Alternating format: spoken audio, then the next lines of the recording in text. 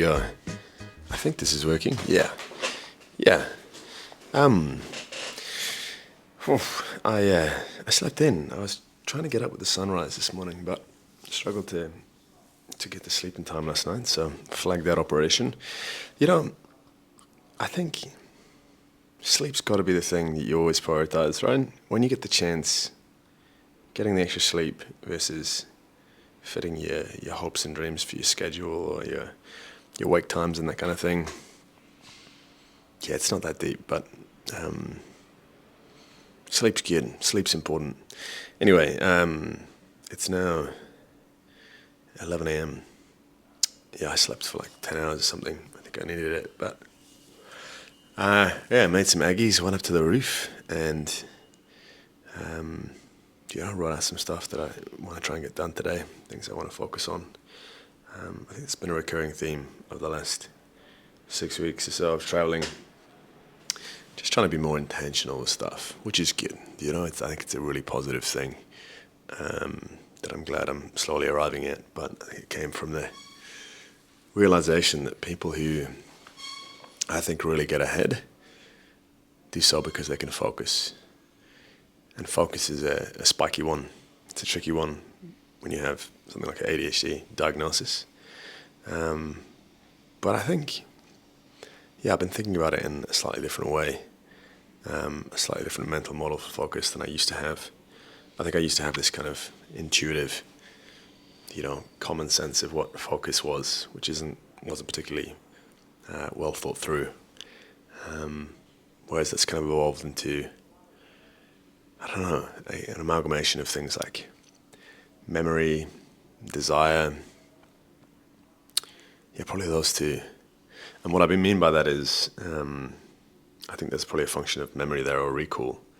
I think the more, well, probably starts with the desire aspect. So, if you desire something, if you have a goal, if you really want to strive for that thing, then that's probably the foundation. And we can increase desire through things like journaling or really thinking about what we want and thinking about how we would feel to achieve those things and what it would mean to our lives and how it would change the way we live and the things we can do.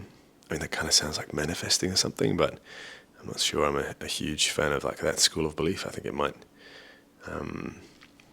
not factor in enough of things like agency and our own control on the situation.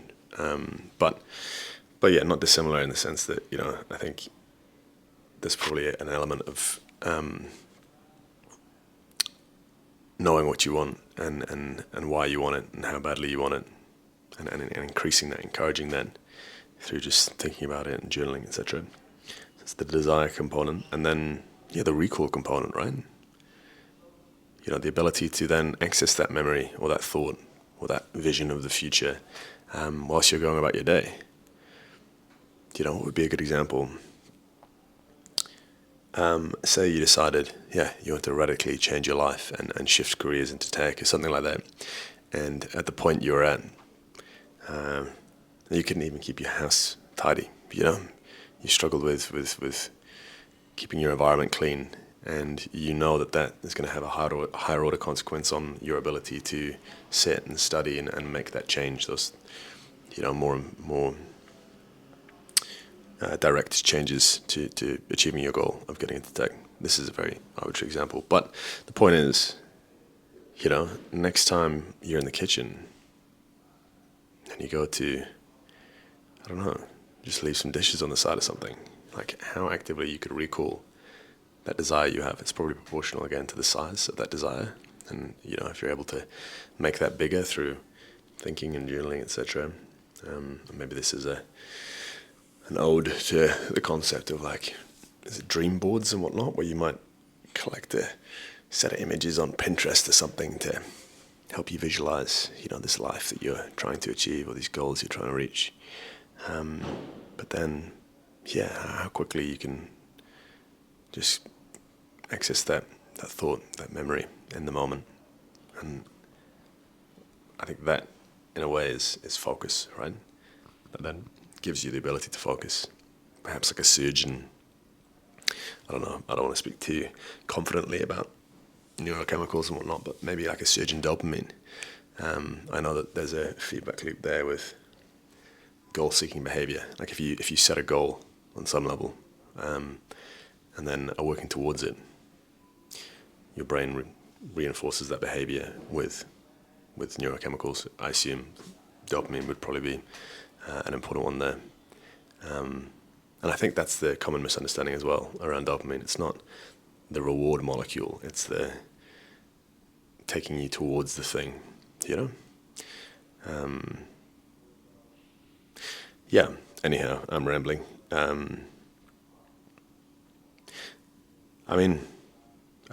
Yeah, I should probably stop rambling and get some work done. So I'm going to crack on. I've got some exciting work to do today on boot.dev, continuing some UX design stuff. Yeah. This all feels super uncomfortable, super rambly, super disjointed. You know, after I filmed stuff yesterday, I just thought, it's almost embarrassingly, arrogant's the wrong word. I don't think that was super kind, but, you know, maybe narcissistic, or it lacks a certain sense of self-awareness that folks who are watching this aren't going to have all the context I do as to what's going on with my life. Nor may they find it particularly interesting, but that's okay. But anyway, the point is, I just got to say this out loud because it's going to help me rationalize it and focus. I'm doing this very intentionally, despite how silly I feel, because I have it on very good account that the only way to get to the other side of this ambition, where you can talk confidently and about interesting matters, etc., and express yourself and feel, you know, valid in that, is by getting through this awkward stage of not feeling those things. So that's it. That's the tweet. Yeah. Okay. Well, I'm gonna do some work. I hope you're having a great day. Thanks for listening to me ramble. Take it easy. Okay.